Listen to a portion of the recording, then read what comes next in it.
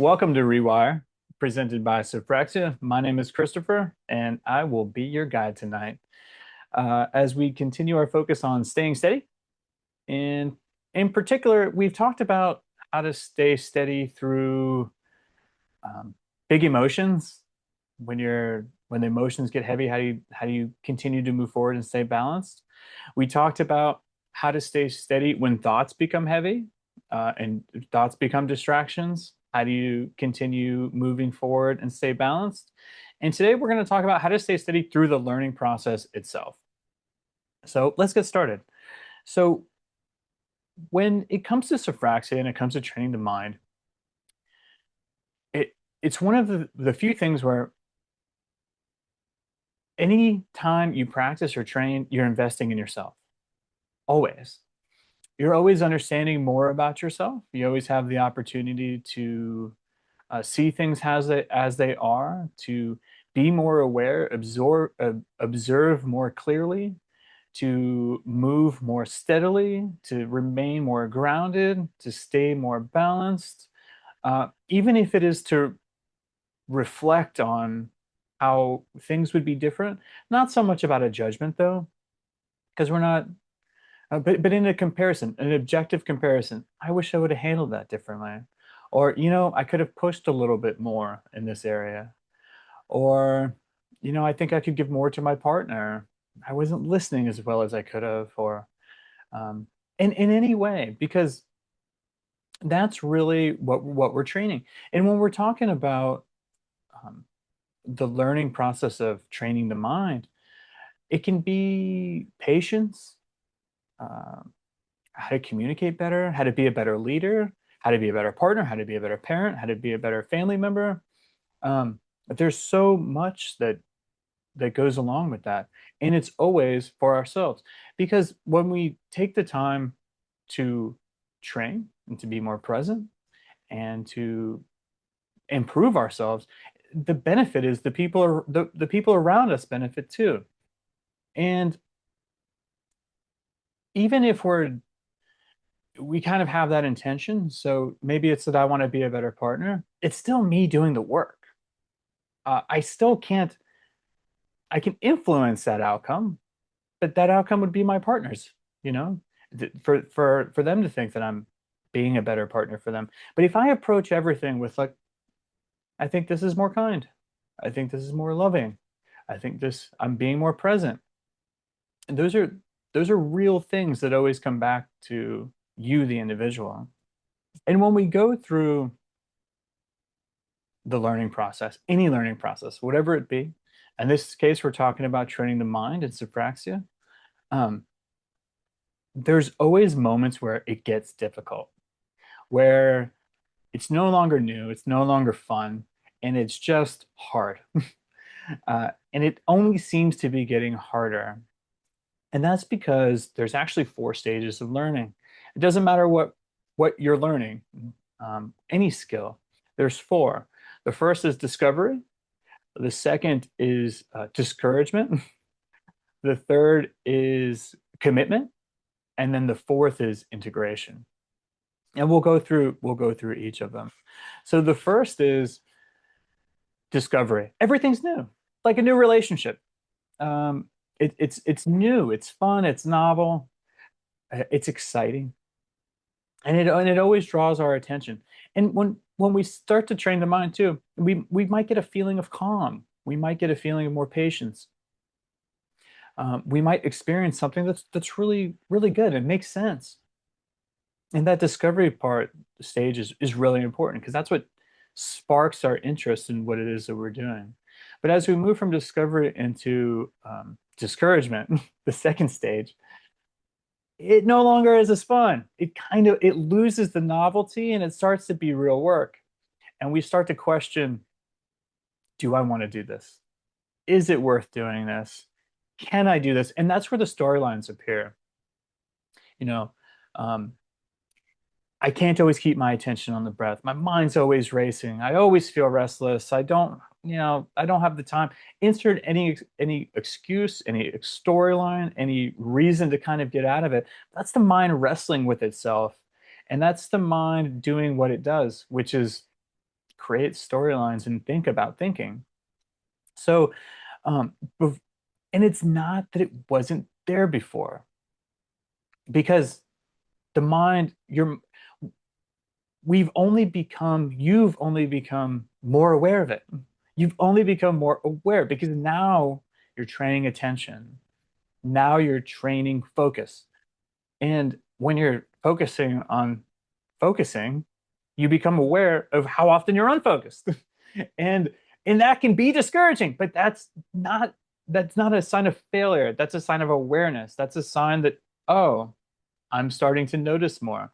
Because when you notice that you're unpresent, you have an opportunity to come back to the moment. And it's just that you simply didn't notice before, but now you do.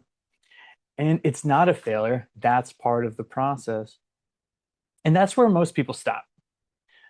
Uh, that's where that's like immovable object, unstoppable force comes in. You're the unstoppable force. Your mind's the immovable object only in that moment. And you have a chance to, if you push through that, you get to the stage of commitment. And that's where you've kind of just, you just sink back into it. Like I not whenever I think sinking back, I'm always sinking back into a beanbag chair if you've ever done that, because there's just something about, you don't ever sit in a beanbag chair. I've never like sat in a beanbag chair. I get close enough and then I let gravity pull me back in, and that's what the commitment stage feels like to me. And maybe you agree.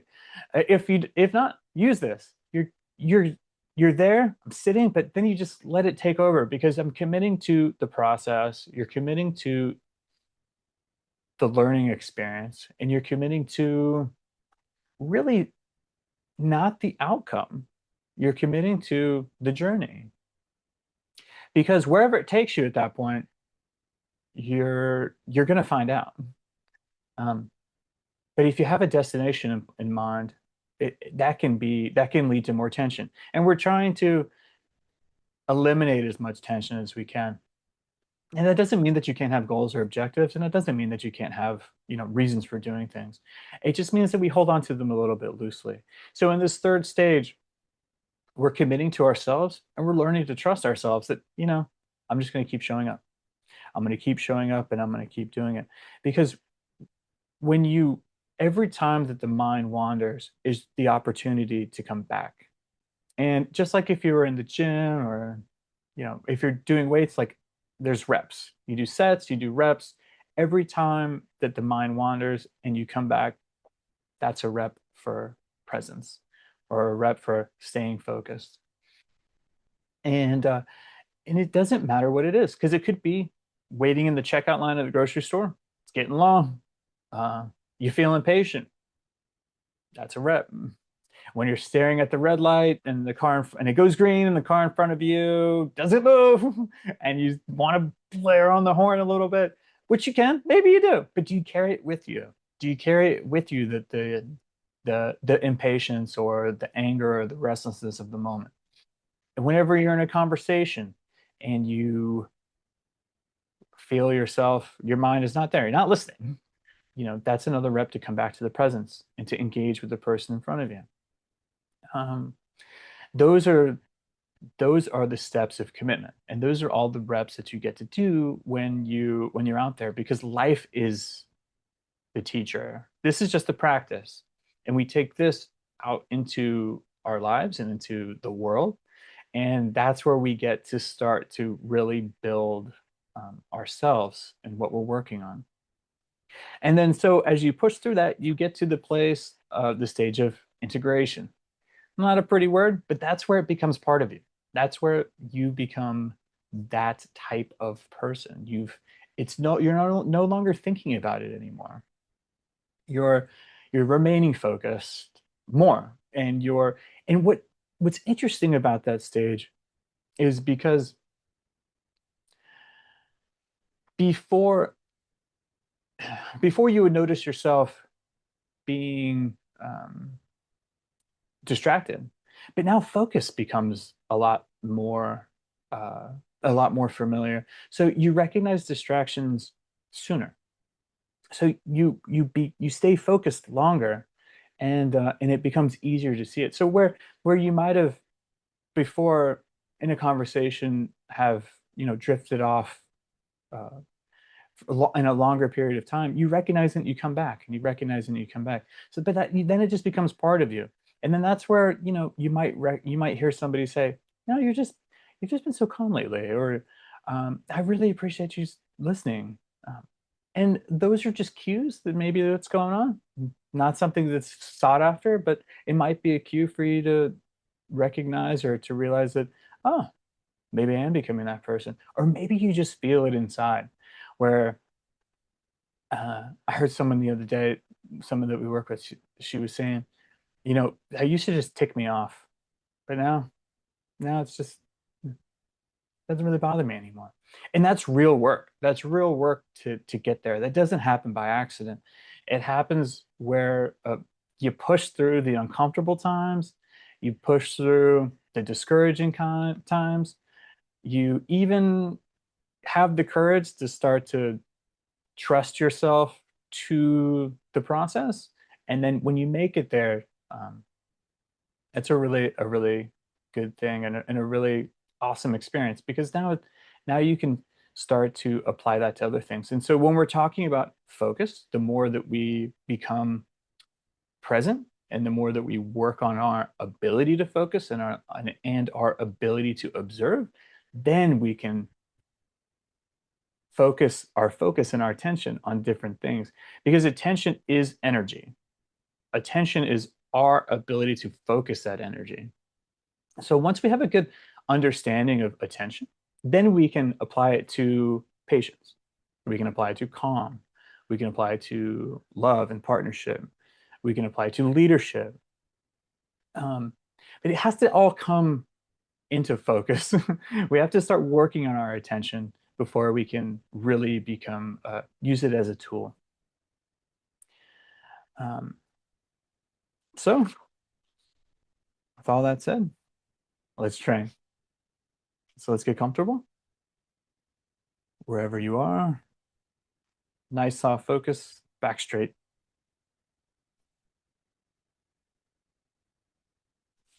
Easy breaths.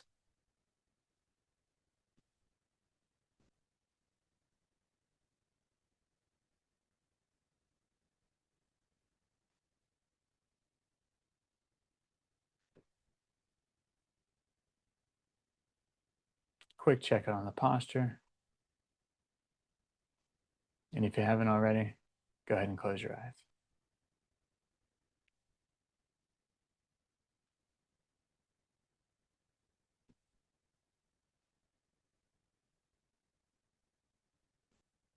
We're going to start with some box breathing. Inhale for 4 seconds, hold for 4 seconds, exhale for 4 seconds, hold for 4 seconds. I'll walk you through it. Inhale, 2, 3, 4, hold, exhale, hold, inhale, hold, exhale, hold, inhale, hold, exhale, hold, inhale, last breath, hold, exhale, and turn your breath to normal. Let's just breathe.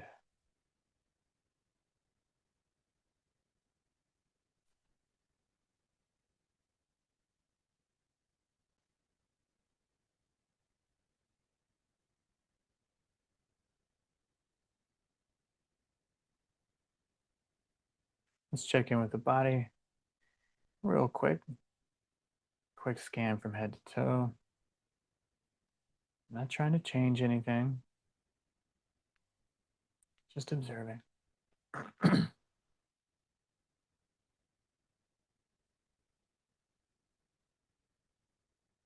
How are the shoulders? How's the posture? Feel the weight of the body on the seat, wherever you are. Hands on the lap, feet on the floor.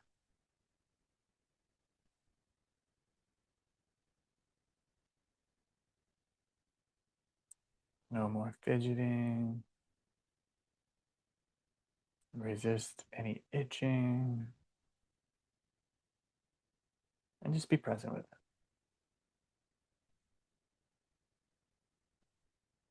it. Just observing.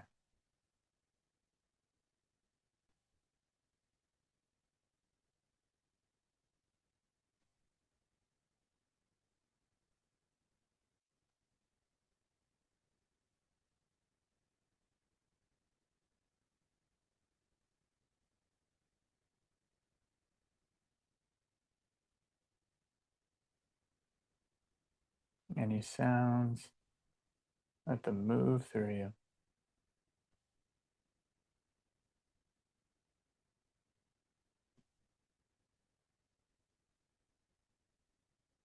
Notice any underlying mood in the mind or the absence of a mood.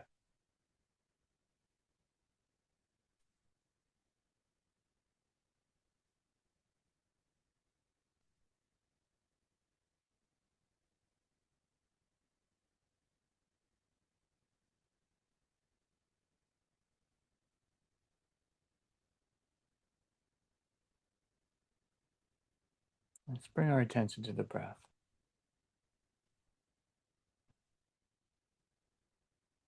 to the sensation of breathing.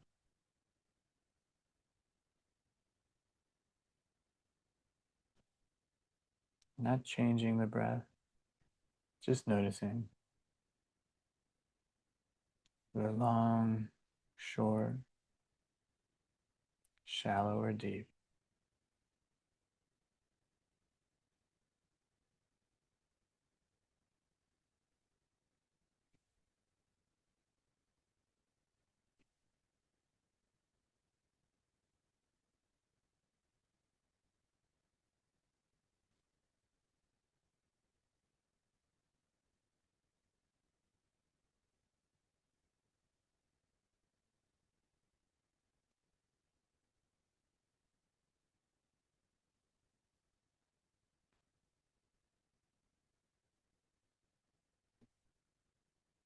Now let's bring all of our attention to the breath.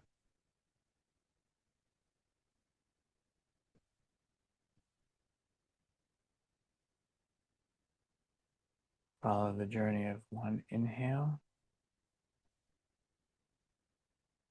and one exhale.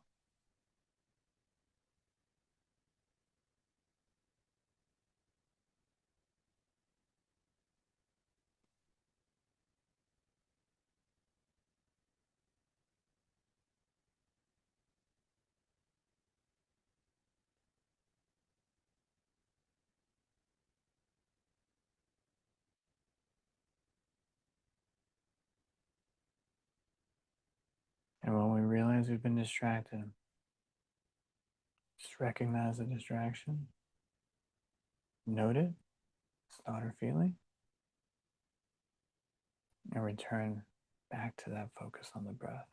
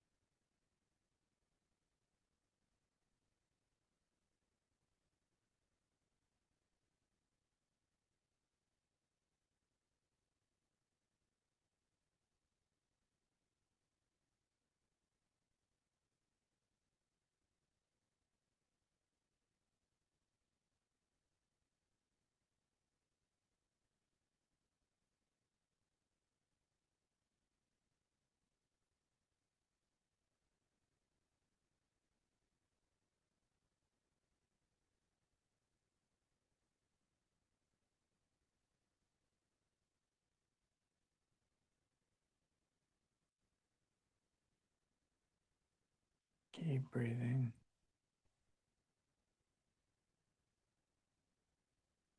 The mind wanders, just guide it back.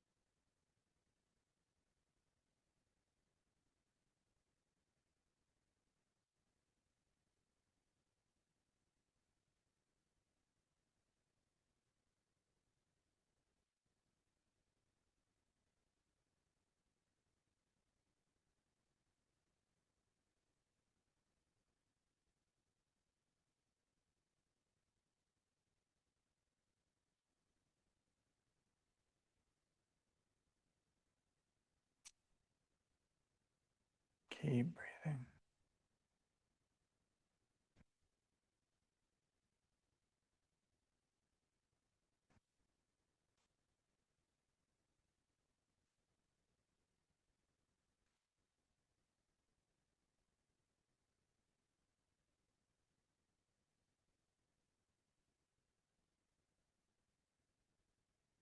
And now just let the mind be free.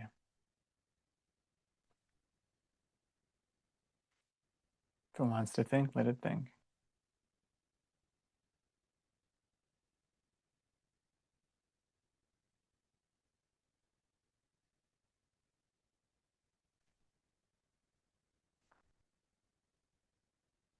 Bring your attention to any sounds around you, to the feeling of weight, where you are, your posture.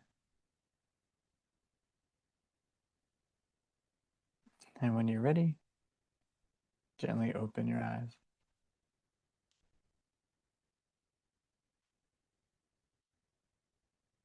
Have a stretch if you like.